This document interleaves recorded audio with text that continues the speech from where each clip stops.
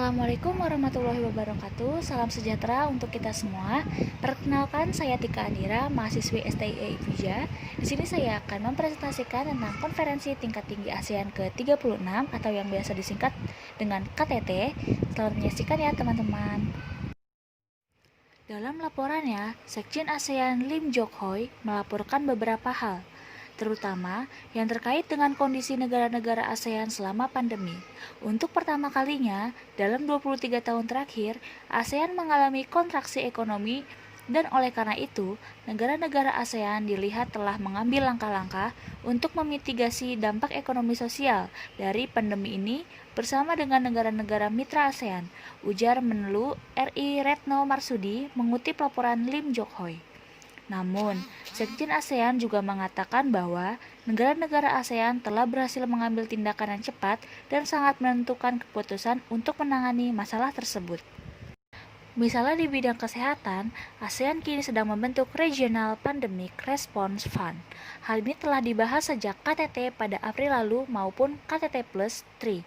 Selain kerjasama antar negara anggota, Retno mengatakan bahwa ASEAN juga memiliki nilai solidaritas yang memungkinkan ASEAN untuk terus bekerja memajukan ASEAN Community Building. Dalam hal ini, yang dimaksud oleh Sekjen ASEAN adalah penanganan aksi terorisme, politik, dan lainnya, sedangkan dalam pilar ekonomi, berbagai kerjasama juga telah dilakukan melalui ASEAN Single Window dan ASEAN. Dalam pilar ekonomi juga, penandatanganan RCEP jadi salah satu prioritas guna terus mendukung sistem perdagangan multilateral, ungkap Retno. Semua hal tersebut tentunya dilakukan dengan tujuan mengembalikan konektivitas yang terdisrupsi selama pandemi. Di sisi lain, ASEAN juga bekerja sama dalam bidang sosial budaya, yakni dengan memperkuat human capital development dan memperkuat sustainability di semua aspek kerjasama. Menlu Retno turut menyampaikan bahwa saat ini ASEAN sedang menyelesaikan midterm review dalam 3 blueprint pilar kerjasama antar negara anggota.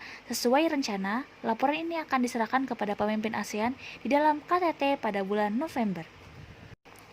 Dua tantangan yang dihadapi negara-negara di dunia saat ini yang disebutkan oleh Presiden Jokowi dalam KTT ASEAN ke-36. Presiden dalam statement nasionalnya mengatakan, dunia termasuk negara-negara di kawasan ASEAN saat ini sedang menghadapi dua tantangan besar, yaitu penanganan COVID-19 dan dampaknya, yaitu dampak sosial dan ekonominya, kata Menteri Luar Negeri Retno Marsudi.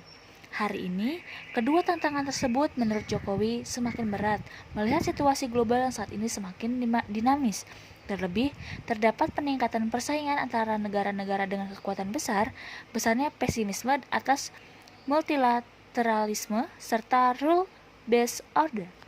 Dengan kondisi perubahan geopolitik seperti sekarang ini, Presiden RI menekankan pentingnya ASEAN dalam menavigasi perubahan ini, ujar Retno. Meski begitu, Jokowi pun mengatakan ASEAN akan tetap mampu melewati masa sulit saat ini dan tantangan di masa depan. Apalagi, dalam 5 dekade terakhir, ASEAN telah memiliki fondasi yang cukup kuat sebagai komunitas dalam menghadapi berbagai perubahan yang ada.